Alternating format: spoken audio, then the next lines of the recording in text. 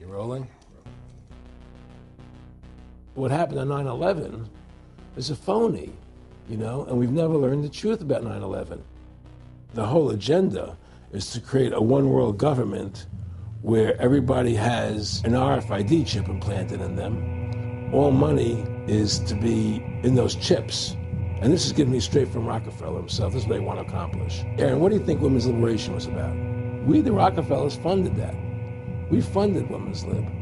They do whatever they want to do. What we want doesn't matter anymore. It's their agenda, it's their plans that matter. They have all the money they want. They can make all the money they want. They have a machine that can make all the money. It's not about money. It's about control. It's about their vision of how they want to see the world. You hear George Bush saying democracy means freedom. No. Democracy equals New World Order. I believe God put me on this earth to be the best person I could be, and put everybody on this earth to be the best they can be. You have to stand up for what's right in life. And unless you do that, you're nothing.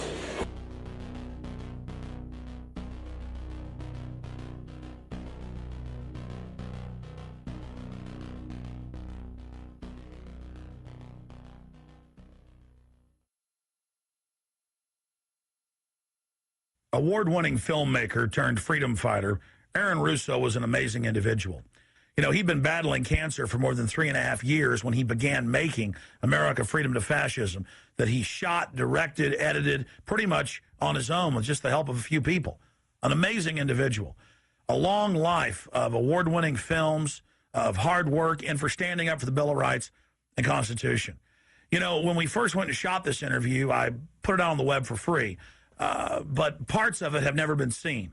So here today, you're going to have a chance to see the in-depth interview, the final interview with Aaron Russo. But his important work lives on. You know, he made one of the definitive films exposing the elite that control this nation and the world, the private Federal Reserve. And the information he put out 2 years ago rings more true today than ever. And his film, America Freedom to Fascism, and Mad as Hell, and the other great works he did, just continue like ripples in a pond to light bushfires in the minds of men and women everywhere. So this film is dedicated to the one, the only, Aaron Russo. You rolling? I'm honored to be interviewed by Alex Jones, a truth seeker, fighting for justice in America. Now he's charming me. He's getting me all smiley. Aaron, when did you start to think something was wrong in the world, or start to find out about the whole banking cartel and the Federal Reserve System, the New World Order? Well, that was a progression of events. I've always been a very independent person, always believed in individuality, and that we were put on this earth to be unique individuals to fulfill our God-given potential, and that the only way to fulfill your potential is to be free, to find out who you are, and to make your errors, to make mistakes. And as I grew up, I began to realize more and more the government was inhibiting me in things that I wanted to do. And what happened, I was very successful in the ladies' lingerie business. I worked for my dad. He had a small undergarment business, and I created the first ladies' bikini panties back in 1963, actually. And then I opened up a nightclub in Chicago called the Electric Theater that opened up the day Martin Luther King was assassinated. All right, and so the city of Chicago was in flames the day my club opened, and nobody came out to the club. And well, what happened was that that was the year of the Democratic Convention in Chicago in '68, and so my club became a hangout for the hippies, you know, and because they wanted to go to Chicago and protest what was going on. And I was having a concert at my club one night to raise money. And the police raided the nightclub, my club, for no reason at all. And I was standing outside in my office overlooking the street, and I saw all these paddy wagons pulling up in front of my club. And I was a 24-year-old kid. You know, I had no experience at all, really. So what are these paddy wagons doing here? And then I saw all these cops getting out of the paddy wagons coming into my club. I said, oh my God, they're raiding me. And so I ran down to the stage, and I got on the stage, and I stopped the band from playing, and I said to the people in the audience, we're being raided, you know, so sit down on the floor, cooperate, and pull out your identification and cooperate with the police. And as I said that, two of the cops from behind threw me onto the floor and grabbed me and started dragging me out of the club. I'm going, you know, victory, victory. You know, I'm playing it for all it was worth at the time. I was a kid, and then I saw the fire department there, and the fire department was dumping garbage cans, the garbage all over the floor. And I thought to myself, well, why are they doing that? You know, very quickly as they were dragging me out, and I didn't quite understand it. So they threw me into the paddy wagon. As I got into the paddy wagon, one of the cops grabbed my testicles from behind and squeezed, and I went into the paddy wagon in gigantic pain. And the next person that came into the paddy wagon, the cop, as he was stepping in, the cops took the billy club, smashed him on the head with it, and just split his skull, you know, for no reason. I mean, there was nothing wrong. So that was kind of your wake-up. That was my awakening. Like, what is going on? I thought this was America. So I initially blamed it on Chicago and made a daily thing. It was Chicago. And anyway, it was the headlines of the newspapers the next day. You know, there was my picture in the newspapers, the headlines, electric theater short-circuited, it was raided. And in the article, they went ahead and they said that the reason they raided the club was because the fire department came there and saw it was messy, full of garbage, and the hippies started attacking them, which was totally not true. Those dirty hippies? It was totally false. You know, it was a complete fabrication. So they ran a false flag on you. They framed you. Yeah, of course.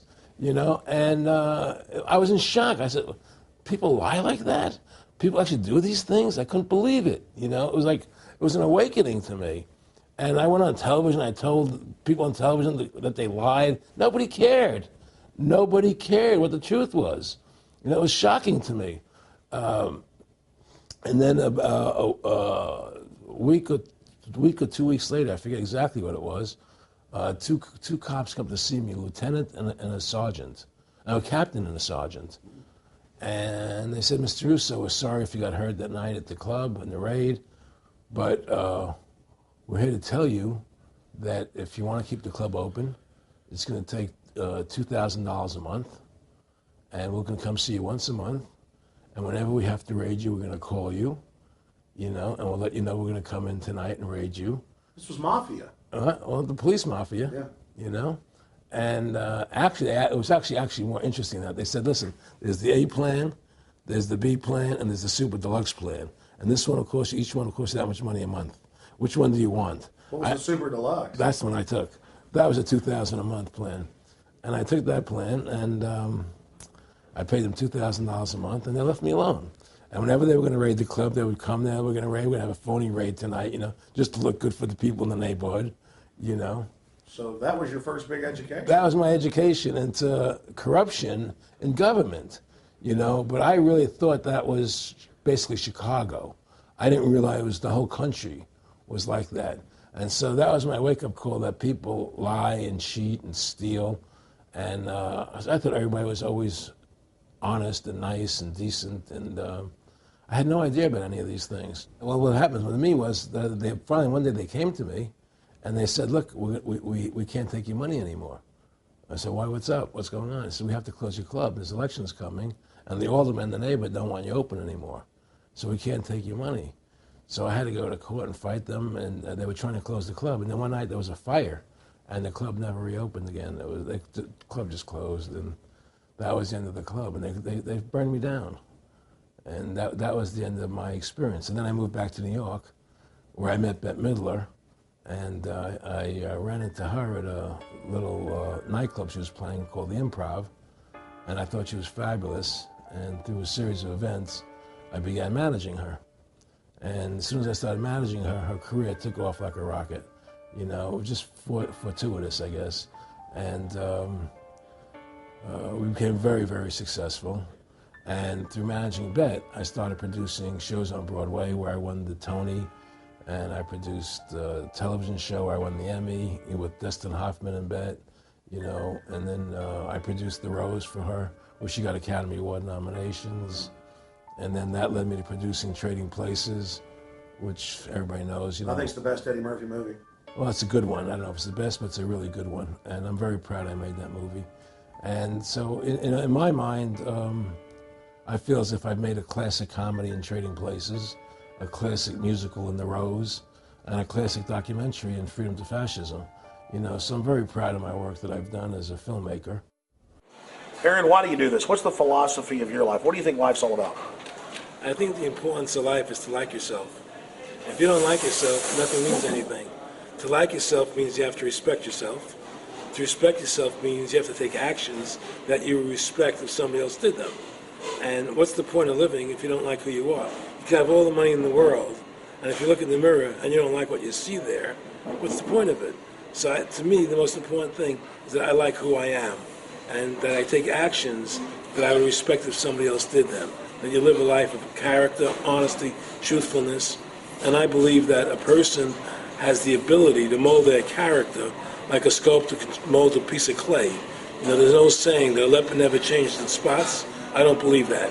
I believe people have the total ability to mold their character into what they choose to be in their life, what their ideals are. And that's what I try to do with my life. I am not the same person today I was as I was 30 years ago. I've changed a lot because I wanted to be something better than what I was before. And my philosophy is that you have to like yourself, you have to be a decent person with character and integrity and honor. And that's what's important. Back in the late 80s, I was a pretty big silver trader and gold trader. And I don't think I've ever told this story on tape before. I was a pretty big silver and gold trader. And I always paid my taxes. And I took what was a legal tax deduction on my silver trades.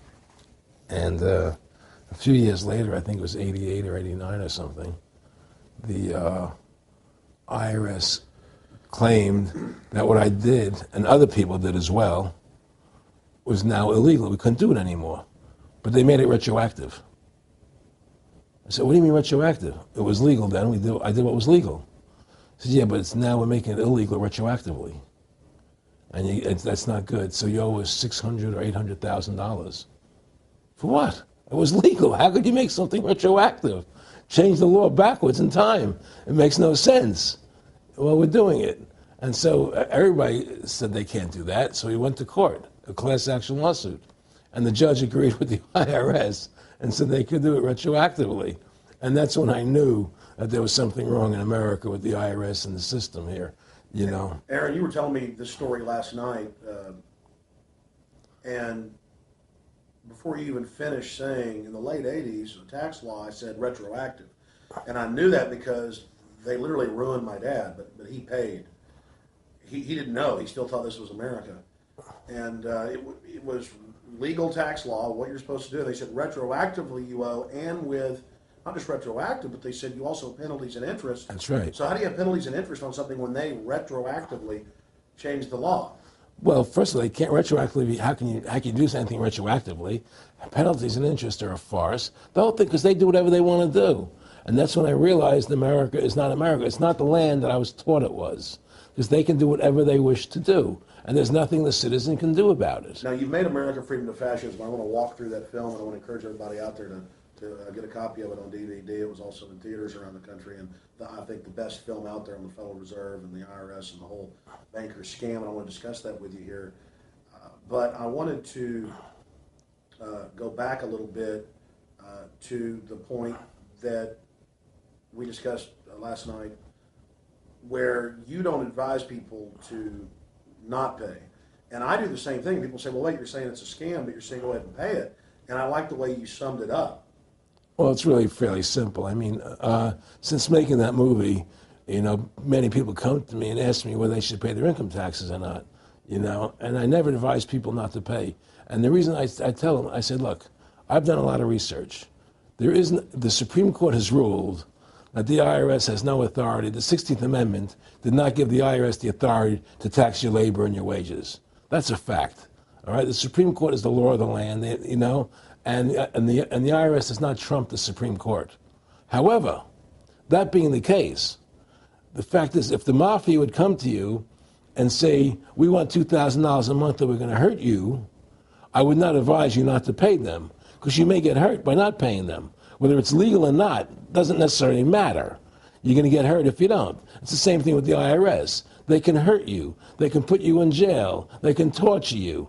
So if you don't pay them, you may get hurt. So I never advise people not to pay. You know, I tell people, yeah, pay your taxes. Look what happened to Congressman Hansen. Yeah, Congressman Hansen's a great example. Pay your taxes. But you know what? Shut down the Federal Reserve System, and eventually you won't have to pay those taxes anymore. See, the IRS is a symptom of the problem. The real problem is the banking industry and the bankers in this country. That's where the real problem lies. That's the root of our problem. That's why we've lost America, okay? So, yeah, pay your taxes, because if you don't pay them, you might get hurt. And I've heard all the arguments, you know, what tax protesters say and so on and so forth. And I don't call them tax protesters. I call them the tax honesty movement, because they're being honest, you know, at least. But the fact of the matter is, you're being forced, you're being compelled to pay it because you're facing jail sentences, you're facing time, you're facing corruption of the courts if you don't pay, right? And so you pay it, because you just like you'd pay the mafia. But with the mafia, at least you have the government to call and try and help you to get past the mafia, to protect you. Here you have nobody to protect you. The American people are living in a matrix. They don't understand the truth of how things are working in this country, you know. And let me give you an example of what I'm talking about. The very fact is that if you ask 100 people on the street, what kind of government is America supposed to be? 99% of them will tell you a democracy. America is supposed to be a democracy. But that's a lie. That's an illusion. The word democracy is not written into the Constitution at one time. It's not in the Bill of Rights. It's not in the Declaration of Independence. The Founding Fathers hated the idea of a democracy. They thought it was the worst form of government there is. And I agree with them. Because in a democracy, 51% of the people control 49% of the people. If you're part of the 49%, you're not free. America was founded as a constitutional republic. And in that constitutional republic that we have, 99% of the people can't take away the rights of 1%. You have your rights because you were born with them. You have God-given human rights that nobody can take away from you. The government, the majority, no matter who they are, I can't take away your rights. And that's what our founding fathers gave us. But the psychological operations that they do to us, they make us believe that we're a democracy and that majority rules, you see? And they want you to believe that. Because then they tell you this poll says this many want this and this many want that and this many want this, and it doesn't have anything to do with anything. Well, Hitler was elected. Hitler was elected. Hitler did everything legally. And in a constitutional republic, a minority is protected against a majority. Wasn't it Benjamin Franklin, to paraphrase, that said democracy is two wolves and a sheep voting on what's for dinner? Exactly. And then he also said, in a republic, the sheep would have a gun to protect himself, you know. And that's the truth. America's not a democracy, but you ask the most intelligent people what form of government America is supposed to be, they'll say a democracy. Because that's what they've been brainwashed. They've been psyoped into believing that. They believe that we're in Iraq. They believe we're in Iraq to promote democracy. The word democracy, you hear George Bush saying democracy means freedom. No, democracy equals New World Order. Democracy equals slavery. The word democracy is not synonymous with freedom. It's the opposite of freedom. Democracy is the worst form of government you can have because it's majority rule. And the government can tell you exactly what they want to tell you to do because the majority wants it. I don't care what the majority wants. I live my life as I choose. And if I don't commit violence, theft, or fraud against another human being, I can live my life as I wish. That's my choice. And if I'm allowed to make mistakes, because when you make mistakes, you learn from them. You grow as a human being. We're put on this earth to become the best individuals we can be, to fulfill our God-given potential, right? We're not here to put on this earth so that the government can tell us how to live our lives and what we must do. We put into these systems and these paradigms. No. The same thing in health. You know, if you're sick, you have to have a certain protocol. Nonsense. You know, be individuals. Think for yourself. Have critical thinking, you know. And so what's happened is that because they've taught everybody that we're a democracy, which is not true, now, so then in 1913, they bring the Federal Reserve System into being, right? And now you have this Federal Reserve System, which then in 1913 got the right to create money for the government. When before that, the government created its own money. Now the government, when it needed money, had to borrow it from this private bank called the Federal Reserve, which is a private bank owned by individuals, incorporated in Delaware. And so what happens is now the government borrows money from them to fund the government. Then the government says, well, we have to pay these people interest. How are we going to pay them interest? Let's impose a tax on the labor of the American people, which never existed before, to pay the interest to the bankers. In fact, in 1980, Ronald Reagan said not one red cent of your income tax money goes to run the country. It all goes to the Federal Reserve. Well, it was the Grace Commission report that said that not one nickel goes to the infrastructure of the country. And I guess Reagan quoted that. Too, right. And so, but the point I'm trying to make is that by creating this Federal Reserve System, the government now became dependent on these private banks for money. And they started taxing us, you see. And so now what happens is that in 35, I believe it was, Social Security started. And they gave you Social Security cards, said not to be used for identification, the Social Security number right on the card, right? And through Social Security, they started deducting money out of your paycheck. That was the first time they were ever could take money out of your paycheck, because people agreed to it because they thought it was going to their retirement fund. And so then when they instituted the income tax again, they started taking money out of your paycheck because Social Security could do it. And then they could do it again. You see what I'm saying? And so now they've even taken control of the tax payment itself. I mean, literally like you're a slave. They're taking it right there when you make it. Exactly. They don't even trust the public enough to send them a check. You know? Right. So they take it out automatically because they know people aren't going to want to pay it. So what's happened is that through the implementation of the Federal Reserve System, the government has become vested in these bankers, and they get their money from the bankers. And so then they impose a tax on us, which makes us more slaves, makes it more difficult for us to survive, right? Giving them more profits. And now what's happened is that through the Federal Reserve System, the bankers have pretty much taken control of our government. It doesn't matter Republican and Democrat anymore, because they're both the same. Neither one of them are talking about shutting down the Federal Reserve System or stopping the payment of taxes, or any of the big issues that face Americans, right? So I had a friend, Nick Rockefeller, okay, who was one of the Rockefeller family, and he, when I was running for governor in Nevada, he came to me, introduced himself to me through an attorney, and we became friends. We started talking about things, and I learned an awful lot from Mr. Rockefeller. And one of the things that we used to talk about was the ultimate plan of the banking industry, what they wanted to accomplish. And the goals of the banking industry, not just the Federal Reserve System, but the private banks in Germany and England, all over Italy, all over the world, they all work together. They're all central banks, and they're all part of the Communist Manifesto.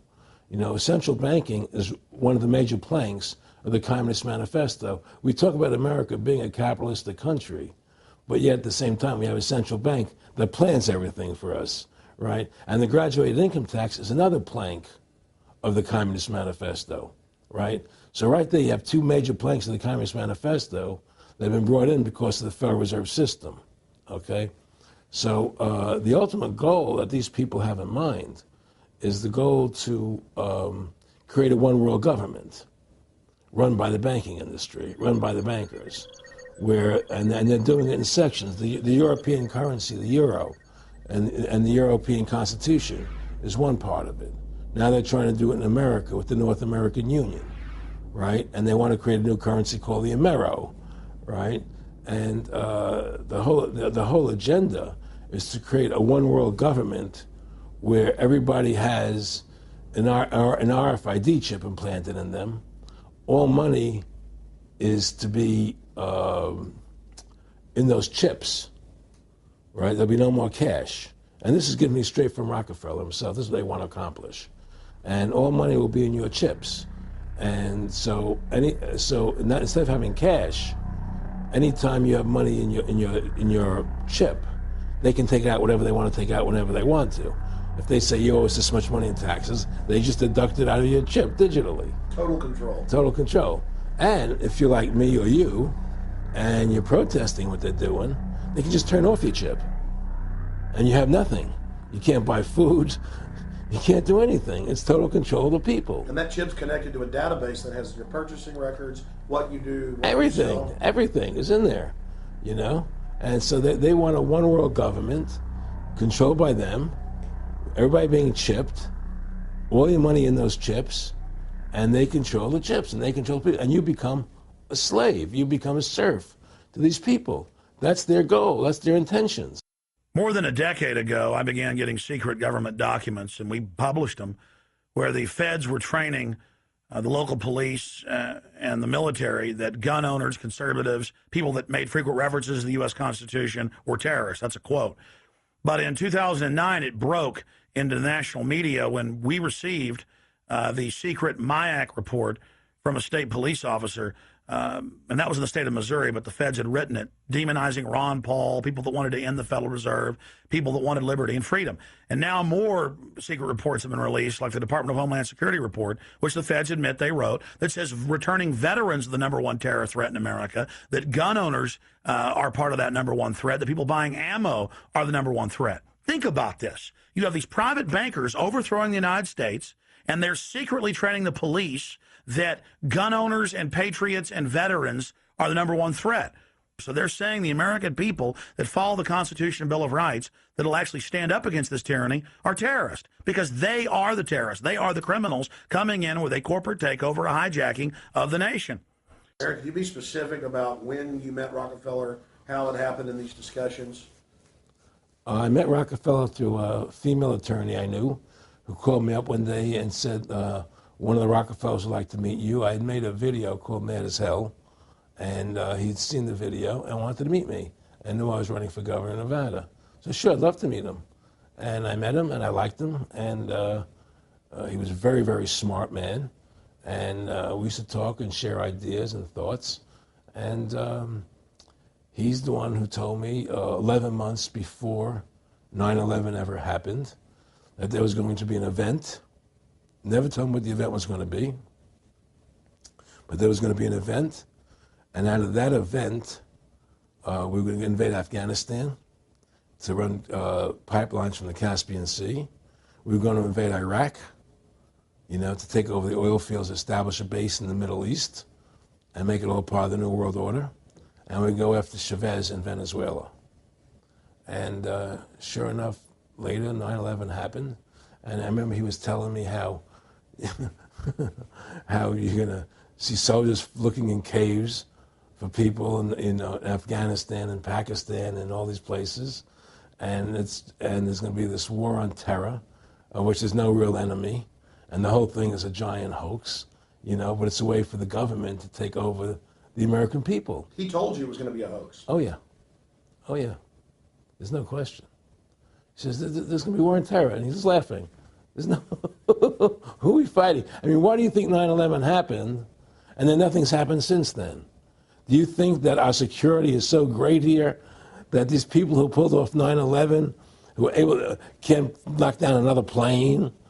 Come on, it's ridiculous. 9/11 was done by people in our own government and our own banking system to perpetuate the fear of the American people into subordinating themselves to anything the government wants them to do. That's what it's about, and to create this war, this endless war on terror. And that's why and that was the first lie. And the next lie was going into Iraq, you know, to get Saddam Hussein out with his weapons of mass destruction. That was the next lie. Now, specifically, this was a little over 6 years ago? This was 11 months before 9/11. Yeah. And Nick Rockefeller, who's a lawyer, he's become your friend over the previous years, and he's saying to you that there's going to be this big event, and then out of that we're going to have a war on terror, and it's just going to go on and on. Right, an endless war on terror without any real enemy. That you can never define a winner. And did he say that it's going to be perfect because you can't define an enemy? It just goes on Yeah, and on? because you can't define a winner. There's no one to beat, so it goes on and on forever. and they can do whatever they want. They scare the hell out of the American public. Look, this whole war on terror is a fraud. It's a farce. It's very difficult to say it out loud because people are intimidated against saying it. Because if you say it, they want to make you into a nutcase. But the truth has to come out. That's why I'm doing this interview. The fact of the matter happens to be that the whole war on terror is a fraud. It's a farce. Yeah, there's a war going on in Iraq because we invaded Iraq. And people over there fighting, you know. But the war on terror, it's a joke, you know. And until we discover what really happened on 9/11 and who was responsible for 9/11, because that's where the war on terror emanates from. That's where it comes from. It was 9/11 that allowed this war on terror to begin. And until we get to the bottom root of 9/11, the truth of 9/11, we'll never know about the war on terror. Aaron, you said that he was, and I think it's important, and I know this about the Rockefellers from Dr. Dennis Cuddy and many others who literally, you'll be 20 years old in a lunch line at college, and no, it was David Rockefeller. And here's here, I mean, they're experts at recruiting and getting what they call players, and that clearly he was, I mean, I want to make it specific and just get you to reiterate what you said last night about you got 30% of the vote, you were having an effect, you made mad as hell, they knew that you'd started the Constitution Party, they knew that you were somebody who was taking action and getting things done, you'd already made some big films, had a lot of other successes, right. So they were trying to recruit you, and didn't it come down to the point of, hey, we are here to recruit you, and don't worry, your chip's going to say, don't mess with us, you know, this guy's don't touch. Yeah, yes, that did happen. I was definitely being recruited, but it's more subtle than that. Well, in your words, just go through the process, and then what he said. Well, what it is remember we were friends, and we used to come to my house a lot. We'd have dinner, we'd talk, and he'd tell me about business investments that he'd get involved in, you know, or they would help me with this business investment or that business investment. And was I interested in joining the Council on Foreign Relations? You know, I would have to get a letter to join them, but was I interested in that? And, you know, just stuff, you know, leading you on. And I used to say to him that I never really did that because that wasn't where I was coming from. You know, as much as I like you, Nick, you know, your ways and my ways, we're on the opposite side of the fence. You know, I don't believe in enslaving people, you know, and he would come back with, oh, I do? Or? Well, it would be more like, you know. It's better for them. Well, it's more like, you know,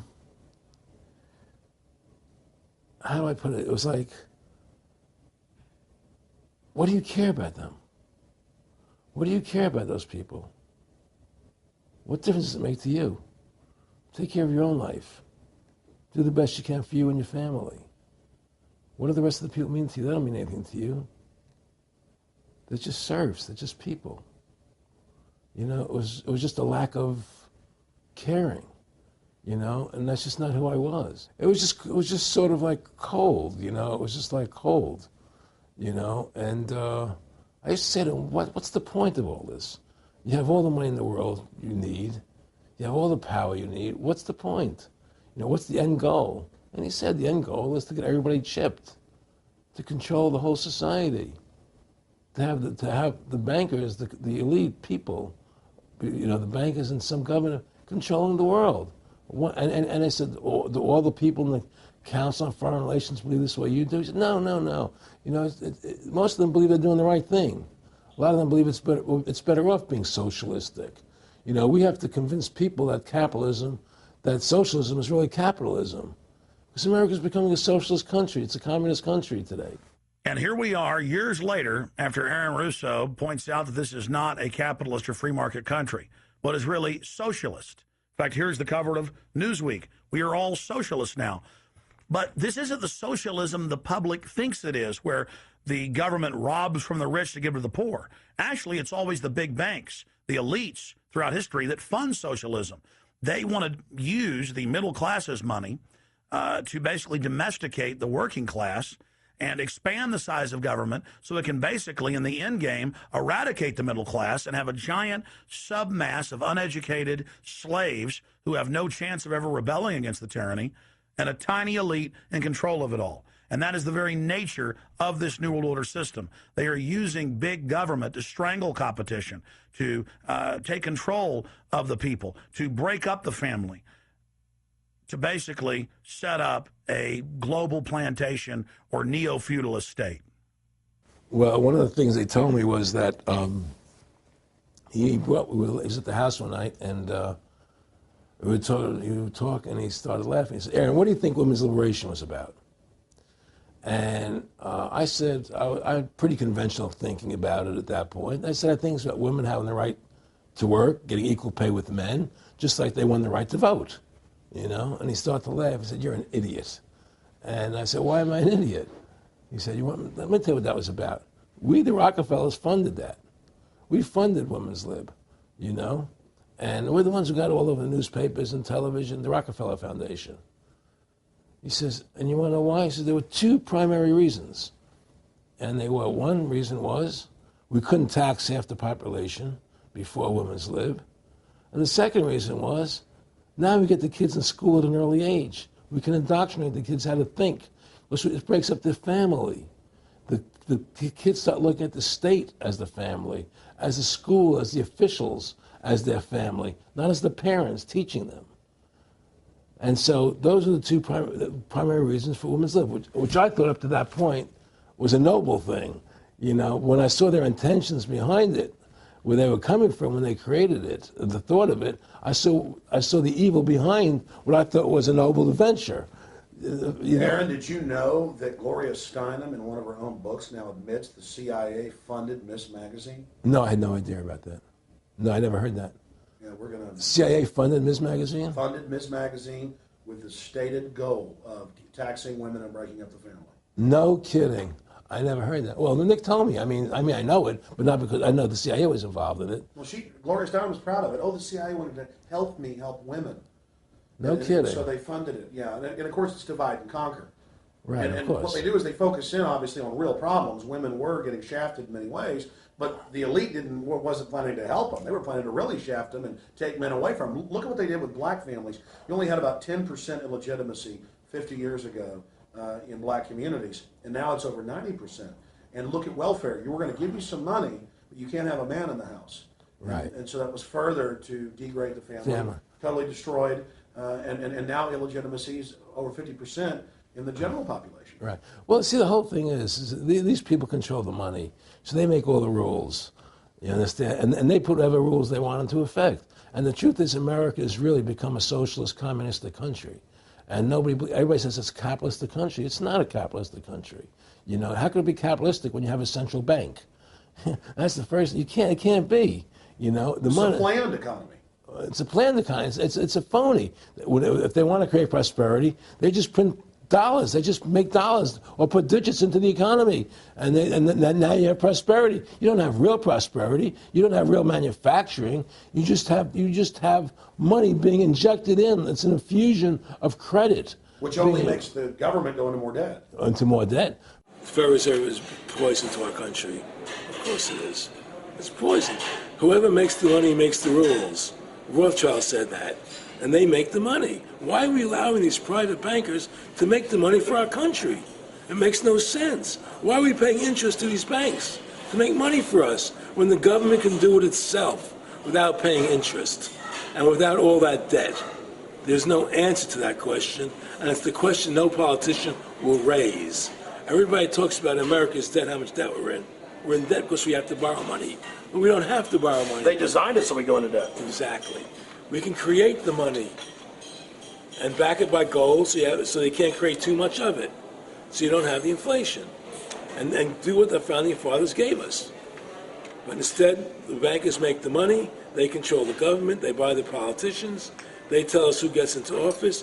You have computer voting, that's a fraud. They do whatever they want to do to us. They do whatever they want to do to us. And it has to stop. My friendship with Nick Rockefeller was one where we expressed ideas to each other and thoughts and philosophies, and he wanted me to become part of what they were doing, and for me to become a member of the CFR, and offered various business opportunities for me to get involved in, and for me to not take up the fight or the battle that I've been taking up in the past, you know, to drop that idea, because what was the point of my fighting for the people? I was a guy who was very successful in the movie business, and I saw the truth of what was happening. I try to express it to the people. And rather than having me express it to the people, they wanted me to join their side because I was a mover and a shaker. And rather than me opposing them, to join them. It was real simple. And he tried to recruit me into that situation, and I didn't go for it. Did he get angry when you didn't go for it? No, no. And, you know, it's like, you know, I remember one time he said to me, you join us, so you have an ID card, Aaron, you know, you have a chip, and your chip will say KMA on it. And I said, what does KMA mean? He said, it means kiss my ass. And anybody stops you, a cop or whatever, and you show them your card or your chip, and they'll know to leave you alone because you're one of us. One of the central pillars of tyranny is that the establishment is exempt from the laws that they pass for the rest of us. We saw it in Rome. We saw it with Hitler.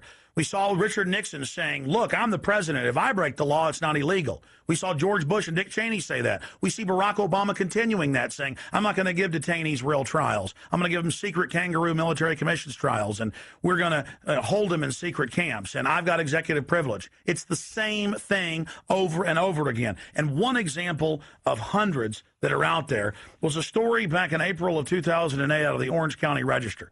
And this backs up exactly what Aaron's talking about with Mr. Rockefeller saying, I got a chip in my hand, kiss my ass. Here's just one example of hundreds. Special license plates shield officials from traffic tickets. And it goes on to say that 996,000 plus vehicles in California are exempt from no insurance, reckless driving, speeding, running through toll booths, running red lights, on and on and on. And who is it? It's state employees. It's federal employees that can go and get exempt. It's police. It's government bureaucrats above the very laws they try to enforce on us. This is tyranny. And so literally all over the nation, they've tried to pass it in Texas but failed. They want it where the police are above the law, where the government officials are above the law, where they have immunity, where they can't be prosecuted for crimes. Congress exempts itself from most of the tax laws and other laws that they put on the rest of us. They're exempt from Social Security, and they get a pension that pays out on average 5 times what citizens get. Again, it's already happening. So the chip in the hand and saying they're above the law under the guise of national security, that's what the 1947 National Security Act and now this whole Homeland Security system is all about. Why are you fighting for the people for? What is that about? The people are just, you know, they have to be ruled. They have to be, you know, the Constitution, what you're standing for is only for a few people. It's only a few individuals that can live that way, you know, and we believe that it's best for society to be ruled by an elite people who control everything. And I said, I don't believe that. You know, I believe God put me on this earth to be the best person I could be, and put everybody on this earth to be the best they can be, not to be a slave and a sheep to you and these people. And I don't understand why you want to control everything. What is the need for that, you know? And I asked them, do all the people in the Council of Foreign Relations feel the same way you feel? He said, no, a lot of them think they're doing the right thing. They think that socialism is the best way to go. They think that, that they're doing the right thing. But the people at the top, they all know the truth of what's happening. And that's what it is. So it's compartmentalized within the elite structure as well. Of course it is. Of course it is. I mean, all the people that are in the CFR, was that 2,000-3,000 people? I forget, like Dan Rather. They don't know what's going on. They join the CFR because it's prestigious.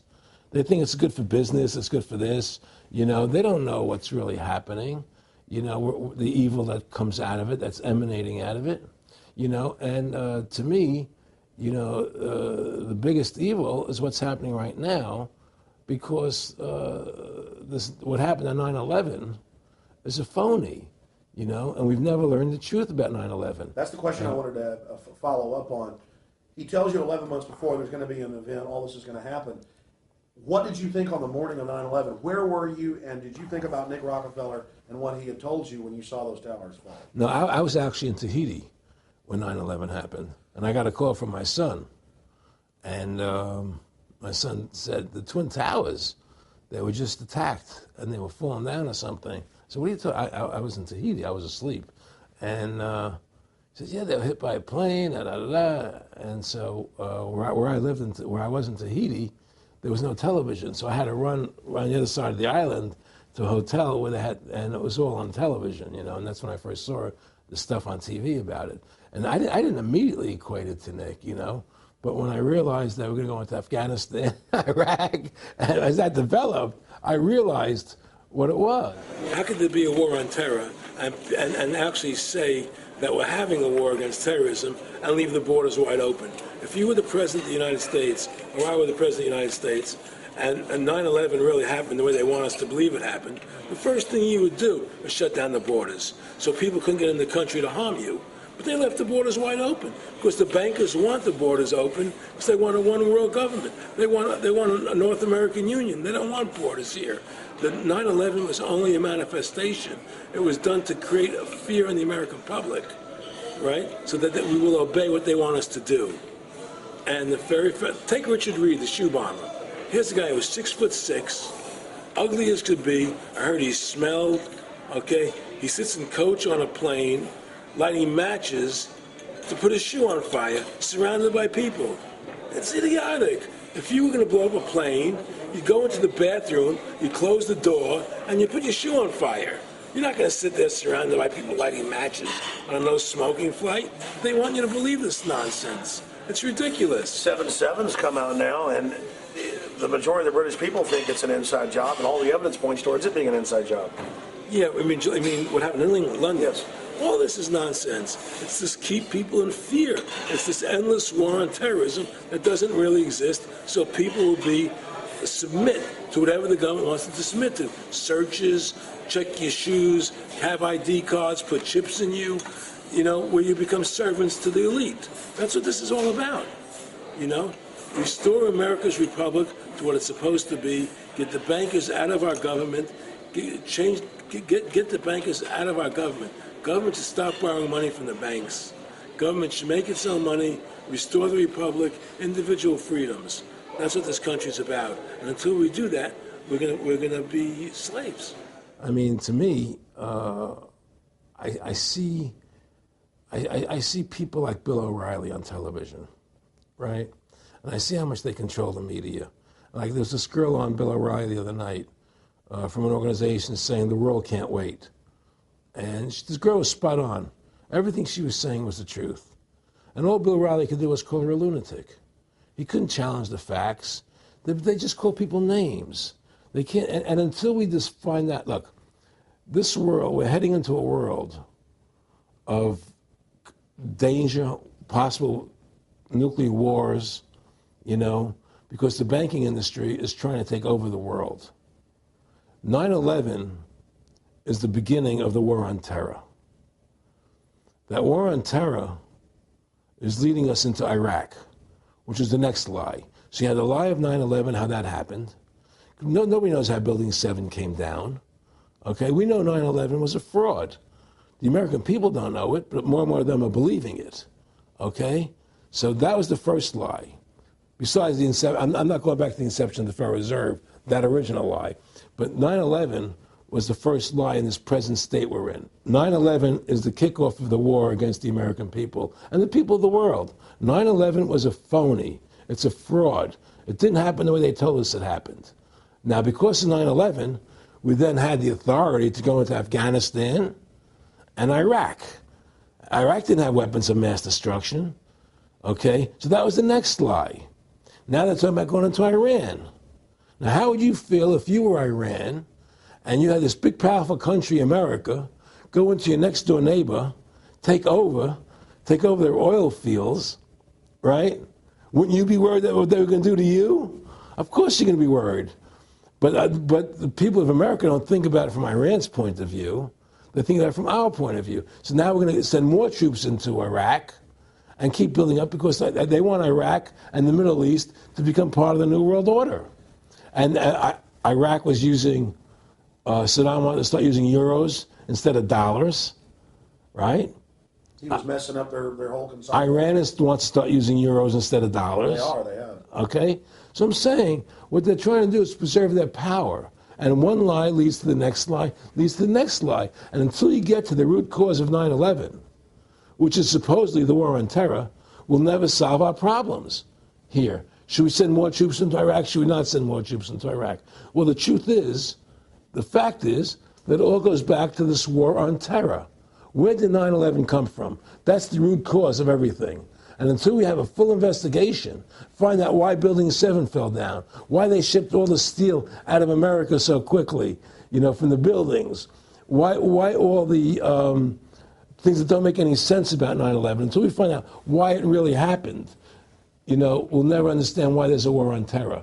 And we'll never be able to prove that the war on terror is a phony. Nick and I discussed many things. One of the things we discussed, or he brought up in conversation, was reducing world population, and felt that there were too many people in the world. In a way, I agree, there are too many people in the world, but I don't think I have the authority to say who's going to die and who's not going to die, But they felt that they wanted to reduce world population, and he felt that it should be reduced by half. He even mentioned to me once they were having a real problem trying to solve the Israel-Palestinian problem. And he talked to me once about they were playing with the idea of bringing Israel to Arizona, and taking all the people from Israel and giving everybody $1 million and setting up Israel in the state of Arizona. Unbelievable. To end that problem, because that's a problem that they're not in charge of, in a sense. They're not controlling that problem. They're very arrogant. They can do whatever they want to do. We've given these people the authority to create money out of thin air, and through that device, they control everything. And if you want to win the battle to stop that, you have to deny them the ability to create money. It's only because they can make money that they have all this power. They literally have the money machines. They have the money machines. They can print it. They can do whatever they want to do. They own everything. Aaron, we take over pretty quick. If we were the guys that issued the money, everybody had to come give us real assets for the use of this money we just printed up. People. I tell people, why in the world does the American government borrow money from the banks when they have the ability to create it themselves without borrowing it and paying interest on it? Why? And nobody can answer that question. Not one politician ever raises that. Why does the American government borrow money when they can create it without paying interest? Well, we did create it up until 1913. And so people say, well, because if the American government does it, it'll create inflation. That's the answer. I say, well, let's look at it. The American government has the Federal Reserve do it, which creates the same inflation as if they did it. But also with the inflation, now you're getting massive debt. So with the Federal Reserve, you have inflation and debt. Now, if the American government made the money, backed by gold, which limited the amount they could make, you wouldn't have debt and you wouldn't have inflation. But inflation was only about 50% from the 1780s, I've looked it up, until the late 1800s. And then we have the central banks already trying to cause some panics, which they then used to push the Federal Reserve. And if we look at inflation since 1913 into 2007, it's exponential. In fact, $1 is worth about 2 pennies to what it was worth in 1913. Federal Reserve Chairman, former Federal Reserve Chairman Alan Greenspan, doubled the money supply from 2000 to 2006. And then Edward Bernanke, the new Fed chief, came in and said he was going to double it again in the next 2 years. And then he said, now I'm going to make the money supply numbers secret. And so now we don't even know. Right. But the evidence is they are just, in the curve of inflation, it gradually grows. And then suddenly at a point, it goes straight up. And it seems it's parabolic, yeah. Parabolic. But the thing is that the only thing I disagree with you on from early 1800 to 1913, there was no inflation other than during the Civil War. When Lincoln was well, I'm talking about how much $1 was worth. And I know it never changed. There was no inflation. In that whole 100 years, there was no inflation. People knew what the money was worth. They could retire. They knew what it would cost them to live their lives out. There was no problem. It was only since 1913 when the Fed came in that we created massive inflation and massive debt. So then what you said earlier, then there really wasn't inflation. There was no inflation. So you don't get inflation when the government issues the money, at least in the U.S. history. Well, not if it's backed by gold. Well, exactly. But I'm talking about, and I did look this up, and I believe that if you look after the country was set up, and some of the things that happened with Andrew Jackson and the rest of it, there were points where it spiked and there were manipulations. There were points, mostly during the Civil War. Yeah. And that's because Lincoln printed so much money. To Exactly. That's right. But once that ended, but basically there was no inflation other than that during that short period of time. I mean, a loaf of bread was a loaf, of course, the same thing. People could plan their lives. Today, they plan inflation. Now you have two parents working. They can't afford to pay for their family anymore. The kids are going to state-run schools now. The kids are being indoctrinated how to think. They're being given Ritalin. They're being given all these drugs. The whole country's being dumbed down. It's all because of the Federal Reserve System. And the Federal Reserve System and these bankers are responsible for the demise of America. And if we ever want to win this battle, you must shut down the Federal Reserve System. And we must shut down these bankers and restore sound money to this country. Will you talk a little bit about some of the families that own the private Federal Reserve, the stock in it? And I mean, obviously, you say you're not a big expert on Bilderberg Group, but you talk about how it's the same system worldwide. It is the same families. They meet and kind of set the policy each year, and then it goes to the Royal Institute of International Affairs in England, it goes to the CFR in the U.S., and then these are their management bodies where they wield control, really the de facto Congresses over the nation. So, I mean, I would like to get you to speak some about the families that own and run the Federal Reserve, and if you can't connect it into these other international bodies. Well, I can't speak to those families because I can only speak about, what I know for fact. Everything else is speculation, and I don't like to speculate. I know about Rockefeller because I was friends with him. We talked about it, and I can tell you firsthand. What did Rockefeller tell you about the Federal Reserve and their family owning part of it? Well, he said the New York Fed is the main controlling interest of the Federal Reserve System. They control the bulk of it. So the New York Fed is really the Federal Reserve System. Even though there's 12 different banks, it's run by the New York Fed. And the New York Fed is basically the Federal Reserve System. So who's ever running the New York Fed is where, and the families that control it, control the New York Fed. And they're the main engine behind the Federal Reserve System. And that's a wing of the Bank of England. Well, the Bank of England and the Federal Reserve are partners, and the Bank of England is a private bank, and so is the Bundesbank in Germany, and the Bank of all the banks of the G8 countries are all private banks. They're private central banks. And look, what happened in Europe? Didn't Europe vote down the European Constitution? Yes. They're still doing it. Didn't they vote down the euro? They're still doing it.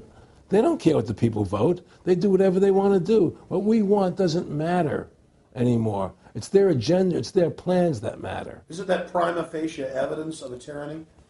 Well, there's no question we're in tyranny. There's no question we're living in a world where the American citizen is no longer a free individual human being to do the things that they wish to do.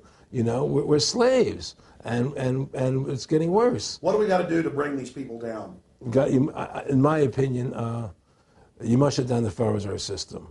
And I think that there has to be an uprising. There has to be an uprising. People have to stand up. I can't do it alone. You can't do it alone, Alex. And we need to get a majority of people, not a majority of people, but it was 5% won the war against the British, a highly motivated group. But I agree, people have got to get angry first. I mean, not just, we know it's corrupt and that lackadaisical. We got to get pissed. People don't seem to have the courage to do what they have to do, I want to say you've got a lot of courage. Well, thank you. I don't know if I have a lot of courage. I just have I want to thank you for what you're doing for my family. Oh, I have a sense of conscience, and I have a sense of justice. I get nervous about what I do, but I do it because there's no other choice. I couldn't live with myself if I didn't do it, But the fact of the matter is, I've ostracized myself pretty much from Hollywood. People are afraid to deal with me in Hollywood a lot because of what I do and the things I say. I don't go along with routines. A lot of people in Hollywood know the truth. They're not willing to stand up and speak about it. I know many of them have seen my movie, and they know I'm right, and they won't talk about it because everybody's afraid. Everybody's afraid because they think that this money they get, these Federal Reserve notes, are really money, and they think they have a comfortable lifestyle, and they're afraid to change. They're afraid to stand up for what's right. And until people are willing to stand up and have the courage to do what they need to do, it's not going to change. And hopefully, what you're doing, what I'm doing, what other people like us are doing, can affect the change, that people will stand up and say, hey, I've had enough. The thing is, we have one advantage, that they need us to cooperate. See, if we don't cooperate with them, they can't win. And so they always need our cooperation to go along with their programs. So they try to sell us. Right. They try to sell us. Democracy, this majority says this, believe in this, do that. The war on terror, we got to be scared. They're always trying to do things to sell us so that we'll go along with them. And once we learn not to cooperate with them, then we win the game. And that's the point. Don't cooperate with them. Don't go along with the program anymore. Stop it. Join forces. You and I should run for president and vice president and take over this country and bring freedom back to this country. That's what it's going to take. Two people like you and I, statesmen who believe in freedom, who believe in Thomas Jefferson and the Constitution and the founding fathers to make this country whole again. Because right now it's in the grip of the evil ones, and the only way to stop that is for good men to stand up. Was Edmund Burke said, evil can only thrive when good men do nothing? Yes. Right? We got to do something. That's what it is, silence is golden, but when it comes to your freedom, it's yellow. We have to stop being scared. We have to stand up and do what's necessary to stop these bankers, these elite, this government full of lies, congressmen full of liars, people destroying our borders, creating a government. I mean, imagine this. Here you are in America, and they're combining America, Canada, and Mexico into one country, the North American Union, and the American people don't know anything about it. It's not even in the press. They'd rather talk about Rosie O'Donnell and Donald Trump calling each other names than discussing the fact that we're merging into one country. The press doesn't even report it. Or that Paris Hilton doesn't wear underwear. Yeah, Britney Spears. But I mean, who cares? I mean, the fact of the matter happens to be that tells you how controlled the media is. Here you are combining America, Canada, and Mexico into one country, and you don't see it in the press. Unless maybe it's Lou Dobbs. You don't see it in the press. You just don't see it. It should be the top story everywhere. Everywhere, and not a word about it, really. Why? That tells you there's the evidence that it's controlled. They don't want the American people to know what's going on. That's why they don't protect our borders. That's why we're losing our Constitution, the very document that secures our freedoms. There is a rising tide against it. There is a rising tide, but we have to mobilize. We have to mobilize. And we have to get all the good people in this country to stand together and say, I'm not going to take it anymore. Well, I think if you analyze the situation, and if you realize that since the Federal Reserve has come into being in 1913, illegally, without a constitutional amendment, by bribing a few senators during Christmas vacation, they turned over the most important power that the American government has, the creation and issuance of money, to a private bank. Through that private bank issuing money, they have destroyed this country. They have destroyed the purchasing power of the money in this country. They've created social programs that are destroying this country. Thanks to the work of Aaron Russo and Ron Paul and many others, folks are starting to find out who the real enemy is. Offshore private banking corporations that have engaged in a hostile corporate takeover of the United States and almost every other nation on the planet. And the private Federal Reserve is their beachhead here in the United States. Ron Paul has introduced H.R. 1207 that at time of taping has over 87 sponsors just to audit the private Federal Reserve that arrogantly says it's above all U.S. laws and above all three branches of government and that no law enforcement can investigate them. I mean, how asinine is that? How above the law is that? How ridiculous is that? Everybody else gets audited. Nobody else is above the law but them, this group of plutocrats, this group of polycentric bankers that are setting up this neo-feudal world system. Now, they've taken over our government, both Republicans and Democrats. There's no difference anymore between the two parties. They control both parties. It doesn't matter to them which one wins, because who's ever running for president will be someone they anoint, okay? Whether it's Hillary Clinton or John McCain running for president next year, they're going to be people that are going to do what they want them to do. And the fact of the matter happens to be that you can't win an election unless you have enough money to win. They make sure who gets the money. The most important point is they control both parties. And the public continues to only focus in on the distraction of the left puppet and the right puppet instead of looking at the puppet masters. In fact, more and more of this is coming out. Top Senate Democrats, bankers own the U.S. Congress. Senator Dick Durbin on Chicago radio station last week blurted out an obvious truth about Congress. This is from Salon, that despite being blindly obvious, it is rarely spoken. And, quote, the banks, hard to believe in a time when we're facing a banking crisis, that many of the banks created are still the most powerful lobby on Capitol Hill, and frankly, they own the place.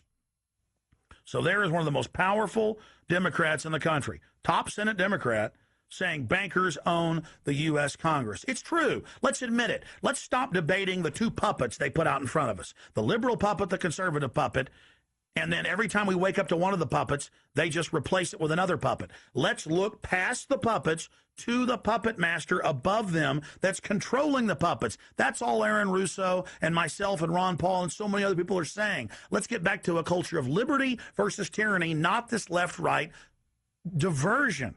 You know, when folks are sick of Obama in 4 to 8 years, they're going to put a Republican in, and they'll put out different rhetoric but carry out the same operation. Because as the top Senate Democrats said, the bankers own the place, even though they engineered the crisis. And make no mistake, they did engineer it by design.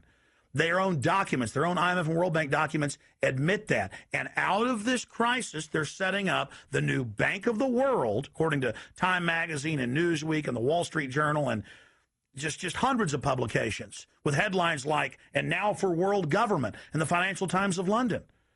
They create the crisis and then say, okay, our Ponzi scheme's falling apart and bankrupting you. Give us $12.8 trillion in the first 6 months of the banker bailout.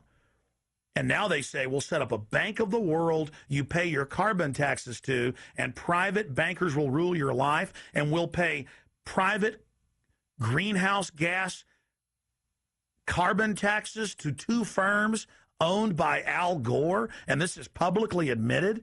I mean, this is how bad the scamming is getting. And we've got to wake up. We've got to say no. We've got to get angry and get in the face of the New World Order. Again, the private offshore bankers own America. They own both parties, but they get you in a rah-rah, Coke versus Pepsi, Redskins versus Cowboys, fight. And you get in this little political fight as followers instead of looking past that to the actual global elite and what they're setting up. So through these bankers attempting to taking over America, knowing that America was the freest nation in the world, it was necessary for them to take over America, take away our gun rights of freedom to bear arms, and create a country where we become slaves. Because once they take over America, the rest of the world becomes a lot easier for them. And so, by creating 9/11, an event to terrify the American people that were being attacked by terrorists, you create a world where there's an enemy that can never be pinpointed. You can never win the battle. It's a 100-year war. It's a never-ending war on terrorism, right? So you're always fighting this war. And through the war on terrorism, which is the 9/11, which is the first lie, then you create the war on terrorism, which is the next lie. Then you create the war in Iraq for weapons of mass destruction, which is the next lie. And it's one lie to the next lie to the next lie. Now it's going to be Iran, the next lie, sending more troops and a surge into Iraq. Think about what Aaron Russo is saying here. The war on terror is a war on the American people and the people of the world. You see, the elites always sell the public on tyranny by attacking a minority that's unliked first, or the outsider. Oh, we're just getting rid of the Bill of Rights and Constitution, having secret arrest and FEMA camps and the Military Commissions Act for foreigners. It's just for them. And now the federal government has been caught saying that gun owners, conservatives, people buying ammunition, they've been caught saying that returning veterans are the #1 threat to Homeland Security. And in a way, that's true. People that know about the Bill of Rights and Constitution and know that our country is being taken over and hijacked by foreign banks, I guess they are the threat to the criminals that have done this. That's all the New World Order is a private corporate takeover of the nation states, of the governments of the world. And then these private corporations bring in a tyrannical form of neo-feudalism that they call corporatism or fascism. Mussolini said that fascism should properly be called corporatism. And that's what it is. And they create the socialism to get control of the wealth and to control society. Then they pipe the profits to themselves. So they socialize the general public to get control of us, but it's private above us. It's basically just slavery. Now, think about what Aaron Russo was saying here, and it's absolutely true. This is a war on the American people. They build Homeland Security, they build the police state in the name of fighting foreign enemies, and then they flip it all around to use it against the American people, and the MIAC reports and the DHS reports and the rest of it. This whole thing was set up for the people, and Aaron Russo nailed it. It's just one thing leading to the other, and it's always with the event. It's always in the point of taking over more countries, more dominance. You know, making sure the American dollar, making sure the G8 stays in control of everything. And what they want to do is to control the American people, control the people of the world, put RFID chips in everybody, so everybody's a slave to these central banks. Did you ever talk to Nick Rockefeller after he told you all this and then 9/11 took place? No. But he did. He told me that you're going to see men running around caves looking for Osama bin Laden. You know, you're going to see men looking for, these guys, and they're going to be, He told you it was all going to be bull. It's a phony. The whole thing is a fake. It's a fraud. Was he laughing, or was he just coldly saying this? No, it's more laughing. Cynical. Laughing. It's more like, look how stupid everybody is. Look how stupid everybody. We can do whatever we want to do. Well, it is ridiculous. It's like with Al-Zakari. They claim they killed him like 14 times. And they never said, well, we didn't kill him last time, but we killed him this time. They never even now they're like practicing being ridiculous. Well, what about bin Laden being in the American hospital, getting kidney help? Yeah. Right? In the American hospital. Yeah. Right? They could, if they wanted Osama bin Laden, they could have gotten him. Oh, yeah. He was right in the American, after the coal. Well, every time our troops really would keep catching Taliban leaders, they would be ordered by the generals to let them go. That's come out in the newspapers, but only here or there. And they kept going, and then Pat Tillman was complaining about it, and then he got shot. I talked to his brother. Oh, you did? And then he got shot, and there was a big hero charging Al-Qaeda. No Al-Qaeda, somebody shot him in the back. Look, we're dealing with complete evil. We're dealing with complete evil. And until the American people wake up and say, we don't want this evil in our country anymore, and we want to come back to a country of decency and goodness and integrity and honor, we're going down that road. And that's what it's going to take. It's going to people to stand up and say, we don't want to live in this kind of a world anymore. I believe we should pull all our troops out of Iraq. I believe we should leave other countries alone. Let other countries live their lives the way they choose to. Stop trying to spread democracy around the world, which is the worst form of government there is anyway. Restore our republic to what it's supposed to be, and go back to what the founding fathers gave us, and try and restore that. Restore the republic. Like the point of everything is that we have to mobilize. Each one of us. You and I can't do everything, Alex. You and I may be leaders. We may be out there, and people listen to us, what we have to say, and follow us. But the truth of the matter happens to be, it takes all Americans to stand together, to stand tall, to mobilize and say, we're not going to take this anymore. I'm mad as hell. I'm not going to take it anymore. We're going to stand up and fight the battle. And you and I can't do this alone. We're just leaders of the thing. But other people have to join in with us and stand side by side, shoulder to shoulder, and say, I'm not going to take it anymore. That's what it's going to take to win this effort, and stop cooperating with the government and with all their rules and regulations, and to wake everybody up, to hand out DVDs of my movie, to hand out DVDs of your movie, to educate everybody to what's going on. Well, if you don't fight the corruption and you don't stand up for what's right in life, you can end up being a serf and a slave, and you're leaving your children a world that you wouldn't want to live in yourself. So how can you, in decency, behave that way? You have to stand up for what's right in life. And unless you do that, you're nothing.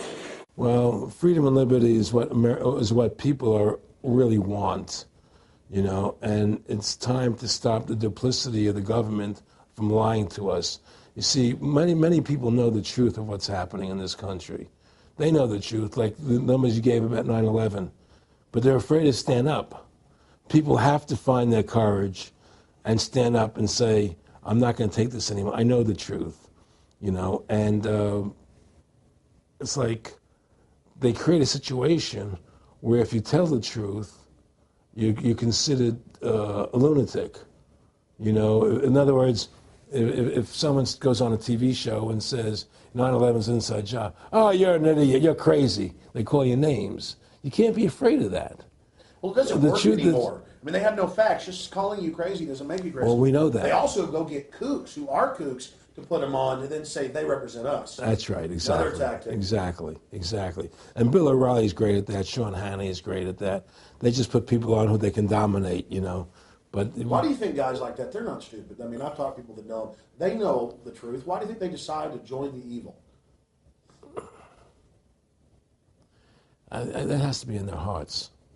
I mean, I had the opportunity to do that, and then in my heart I couldn't do it. So it has. But I mean, how could you or I consciously be involved in something like putting AIDS virus in black Africans' vaccines? I mean, what the hell? I mean, it's like, we're not good guys either. I mean, I don't think I'm like some special perfect person. What the hell's wrong with this elite? I mean, what are they running around doing evil? I mean, they just run around continually doing evil. Well, I think a lot of them think they're doing the right thing. I think a lot of them think they're doing the right thing. Not the top elite, but people within the system, you know. But I think that it's all about, as Nick said to me, it's about control and power. They have all the money they want. They can make all the money they want. They have a machine that can make all the money. It's not about money. It's about control. It's about their vision of how they want to see the world in their eyes. And, you know, you and I believe in individuality, in the person being the dominant thing, the individual being the dominant person. Today we live in a world where institutions are dominant, not people. You know, the American, you know, we the people, by the people, for the people. Now it's we the institutions, by the institutions, for the institutions. People are secondary. It's all about corporations and institutions. And the Federal Reserve is the biggest institution in the world. You know, if you ask somebody what's the biggest corporation in the world, they'll say Google or Walmart or Exxon or something. But the biggest corporation in the world is the Federal Reserve System, right? And all the other corporations feed off the nipple of the Federal Reserve System. Well, it's like the Monopoly game. The bank always wins. It has unlimited money. It's not the people playing on the board. Exactly. The bank owns the board, the box, the shelf it's sitting on. But that's because you gave them the ability to make the money. You have to take that away from them. We need to take the bank away from the private bankers. Exactly. You have to take the creation of money away from the private bankers, and you'll solve 95% of your problems. Well, I mean, look at America. 10% growth rates every year like China's having right now. The U.S. had 10% growth rates until the Federal Reserve took over. And then if you look at that, it all starts really going downhill from there. Well, they destroyed the American worker. What they've done, here's what's happened. The Federal Reserve has created this massive inflation in America, which means that the American worker has to keep making more money to keep up with the cost of living. The more money they make to keep with the cost of living, the less competitive they become in the world economy. So now what happens is we have to pay our workers so much to keep up with the cost of living, saying, well, screw the American worker, let's go overseas now and get the cheap labor. But really, that's a war being waged against the middle class. Of course the bankers print the money. I mean, really, this is a war being waged against the middle class. The bankers print the money. Everything they're doing is about destroying any private pools of wealth or independence. Yeah, but what I'm trying to say is, because of the inflation that they've created, they've now allowed other countries to outcompete us. You see, because other countries don't have to pay as much money as we have to pay here to our workers to survive. Yes. So now we're not competitive anymore. So we've lost our manufacturing base. We've lost our competitive. In the old days, the American worker, you wanted to buy everything American. You wouldn't buy anything from Japan, which was cheap crap. And what does that leave us? It leaves America this military force, and so the elite's giving us a deal.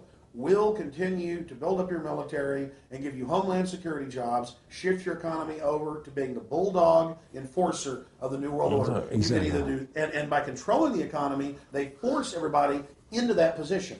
That's exactly correct. That's exactly correct. And there's no more manufacturing here. We're a service economy. We do nothing. We provide nothing. We provide nothing to the rest of the world anymore. Well, first of all, Freedom to Fascism is a movie that everybody should see, because we show the fraud of the income tax. We show how judges put people in jail for no reason. We show the corruption of the justice system, and we show how the Federal Reserve came into being and how it's controlling society, and how all the central banks of the world are working together through the Bank of International Settlements in Switzerland, which is the central bank for all the central banks, and how they all work together to create this one world government, the one world order, which is what they're trying to do. So Freedom to Fascism is a movie just to get you a good basic education about how the world is really working. And I really want everybody to see that movie, critical. In terms of the CFR, in terms of compartmentalization, I mean, there are many good people, I believe, that are part of these organizations who don't even understand what the organization's really about. People like when I was in Germany doing cancer treatment, there was a gentleman there who was visiting a friend of his who had cancer, and he was a member of the CFR, and we were talking, and I showed him the movie. He said, "Oh my God, I'm going to resign. I had no idea this is what the CFR was about." He had no idea. He was just a nice guy who thought he was in this prestigious organization. Yeah, a lot of it's about getting good people, and so you can watch them. Keep your friends close, your enemies closer. Well, no, it wasn't even that. It was, well, a lot of people join the CFR because they think it's a prestigious organization. It'll help them in business, make good business contacts. They didn't have an understanding that the CFR is really about world domination, about how they and the Trilateral Commission, the Bilderbergers, all work together, with the banks to control the people. A lot of them don't understand that. They don't see the big picture. Oh, it's CFR, it's a prestigious organization. I'll make this one, I'll make that one. I can do good business deals out of it. It's just business to them. The CFR wants to get the people in there that have influence and power, and so they're part of that. So they're not opposing them, It's like the whole country today is becoming the haves and have-nots. You're getting the very, very wealthy, the middle class is being destroyed, and you're getting the poor people. Isn't this just a slick mafia that took over and uses fancy PR? Well, you can call it mafia, you call it whatever you want, but it's definitely a criminal organization. There's no question about it. But it's a criminal organization that has prestige, that appears to have what's the word I'm looking for? Class, style. It's like, respected. It's respected. People don't look at it as being a criminal organization. That's what a great job they've done. People look at Alan Greenspan as being a hero. The maestro. What do you think happened with him in the late '60s? He wrote a big section, a chapter for Ayn Rand in a book, and he talked about how horrible the Federal Reserve was. We needed a gold standard. Now the bankers are robbing us. And then they literally came and said, "Oh, and you see somebody who made a deal with Beelzebub." Well, exactly. You make a deal with the devil. I mean, it gave him a chance to be one of the most powerful men on the earth, and it gave him a chance to accomplish things he never thought he would accomplish in his life other than that. And it's very seductive. It's a very attractive perfume. I mean, I was attracted when they came to me and spoke to me about it. I thought about it. I was attracted to it, They asked me if I wanted to open up these nightclubs, open up a chain of Baywatch nightclubs, and we'll do this thing, we'll do that, and we can do this. I mean, all these things were proposed to me, business ventures. But you know what it is? It was your nature, though. It's the way you are. You couldn't take the deal. Well, I can't do that to people. I just can't be in a position where I can do that to other people. I have a conscience, and my conscience would not permit me to do that. People say I'm very courageous. I don't think I'm courageous. I think I have a conscience, and my conscience doesn't allow me to do that to people. It makes me feel sick. I just don't believe in it. No, I agree. When I do bad things, I feel bad. When I do good things, I feel good. Yeah, exactly. I feel the same way. And I mean, I don't know what's going to come out. I mean, I don't have that much money, but I've got some money. It's like, what more do I need? I can go on a trip if I want. I can help pay for my kids to go to school and have my wife, comfortable. I mean, how do I go out and screw people so I can have some more junk? Well, money's a funny thing. I was talking to Michael Eisner one day, and I said to Michael, you may have $1 billion, Michael, but they're all dollars. If the dollar goes bad, how much money are you going to have? you know, and that's the thing, you know, everything is denominated in dollars. Everybody thinks in terms of dollars, but the dollar has no value. And then someday it's everything returns to the mean. Well, really, the whole universe, financial universe we live in, is a matrix fraud. Yes, it is. And that's why it's going to come crashing at some point. And they're going to try and hold it up as long as they can. I mean, whenever they want to manipulate the markets, they can. If they want to send the price to go down lower, they can. If they want to send the stock market up, they can. They do that. There's no more free markets. You don't live in a society where free markets rule anymore. You don't live in a capitalistic society. But meanwhile, they say it's capitalistic right. and free market all day, when really they're waging war financially and politically. Exactly right. Aaron Russo, I want to thank you for this interview. Anything else you want to add? No, I'm happy to do it for you. How about your website? My website, freedomtofascism.com. Go over there, take a look at it. But just folks, all I can say is, take our country back, restore the Constitution. Don't let these bankers do this to us anymore. Stand up. Don't be afraid of them. And do what you got to do, And I have plans in the works, and when I get over my problems, we'll reveal them, And well, I'll be supportive of that.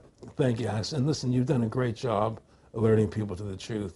And in other words, don't be afraid to be ridiculed by these people. If 9/11 was a phony, and I know it was, then stand up and say it's a phony. Don't be scared to tell the truth. Don't allow their powers of trying to make you look silly to frighten you. What do you think of what Charlie Sheen did? I love what Charlie Sheen did. I was so respectful of what he did. I just applauded him. People saw right through that attack. They flipped the light switch when they went after him. Yeah, but they don't. You see, the thing is that more people don't come out and do it. To build that wave. Charlie did it. I'm really proud of the guy. David Lynch did. But the media was smart and didn't bite this time. Right. I mean, a few people have, but they're not picking up on it because they control the media. James Brolin did on The View. I heard that as well. But again, they're not picking up. Barbara Walters looked like she's about to have a heart attack. But they don't pick up on it. You see, they don't allow it to go anywhere. It comes if someone says something, they let it die. But they keep perpetuating, the war on terrorism. They keep perpetuating all these things that are lies. And because we've given the Federal Reserve the money-making power, they control the media, they control the government, and they're all in bed together. So you're fighting all this propaganda all the time. And it's a very difficult fight.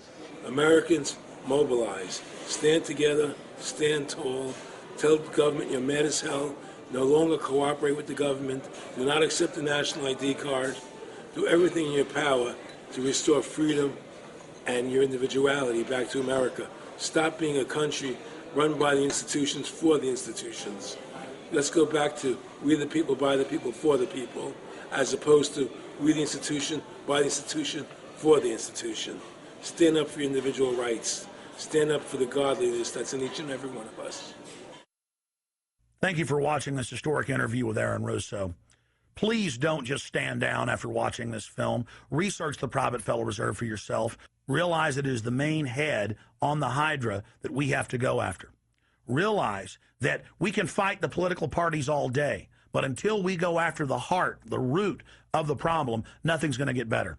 We have this ruling class of private bankers that issue all this fiat currency, and they have committed unbelievable crimes and have the audacity to claim that they're above the law.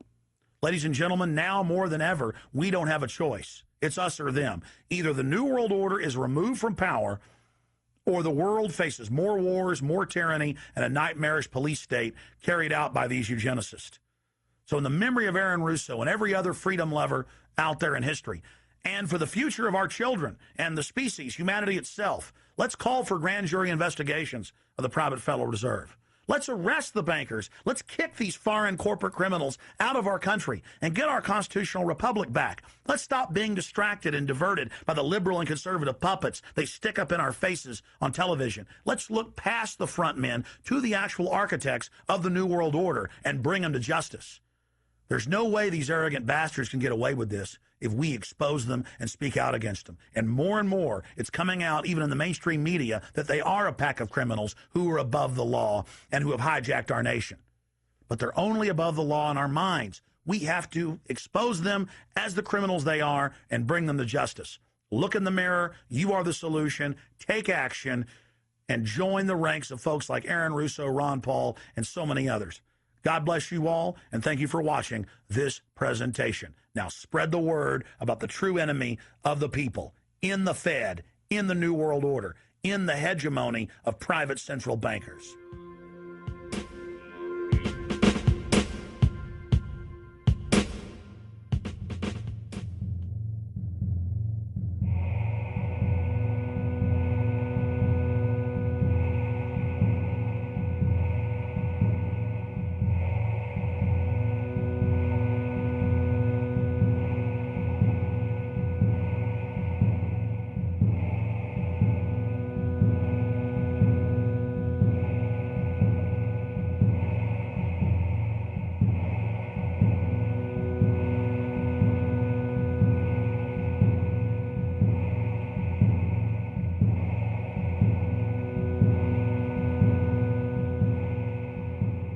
It is a big idea, a new world order.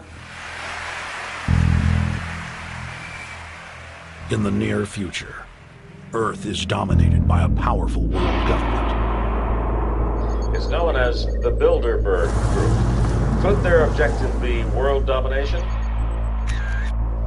For thousands of years, their dark order grew. Now, as they hail the birth of the New World Order, their great dream of exterminating 80% of humanity is at hand.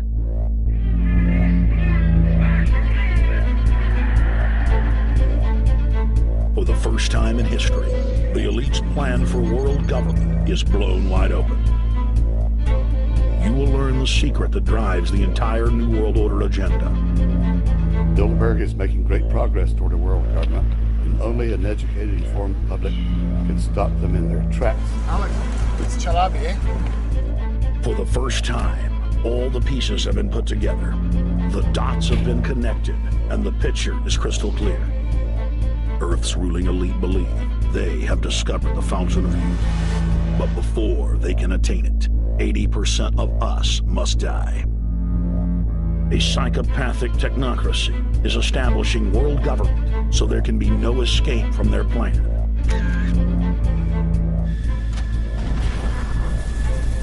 The New World Order is the old world order. I mean, it's just the names have changed, the appearances have changed. Most people have no idea. They're not after money. They have all the money they need. They're after power. That's their aphrodisiac. I was pulled out of a plane in Munich. They interrogated me 4 hours. Some shots were fired. Need you to move off the property. Their great dream of exterminating 80% of humanity is at hand. Endgame. Blueprint for global enslavement. You have been warned.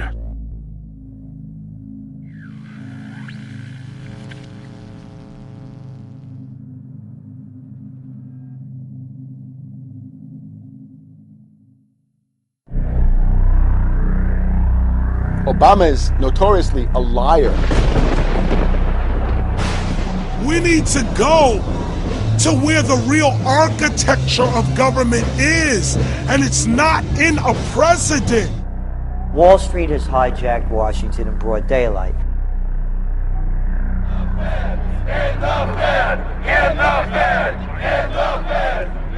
Well, Obama's already fudging. He's fudged since day one in this election. The elite are using Obama to pacify the public so they can usher in the North American Union by stealth, launch a new Cold War, and continue the occupation of Iraq and Afghanistan. The globalists are outside all the nations. That gives them safety, and they play countries off against each other. We've got to give them a stake in creating the kind of world order that I think all of us would like to see. Partnership and cooperation among nations is not a choice. It is the only way. What they're doing is using the existence of the United States to act out their Wall Street fantasies of world domination and maintaining their capital structures and maintaining their system of looting. The fight that this country has been waging since its inception is for the central bankers not to take over the country. President Barack Obama is only the tool of a larger agenda. Senator Obama had a desire to do some meetings. Others had a desire to meet with him tonight in a private way, and that's what we're doing. Presidential candidate Barack Obama was publicly criticizing the North American Free Trade Agreement in a bid for votes, but privately telling Canadian officials not to worry about it. If you talk to our generals, they are desperate for is a civilian counterpart to our military force. What do you call this thing where you get this false sense of gratification, but because a black man is in office, everything's gonna be all right? No, everything's not gonna be all right. So I know how unpopular it is to be seen as helping banks right now, especially when everyone is suffering in part from their bad decisions. I promise you, I get it. The Obama deception. The truth strikes back. Get your copy of The Obama Deception today at Infowars.com or download it in super high quality at prisonplanet.tv.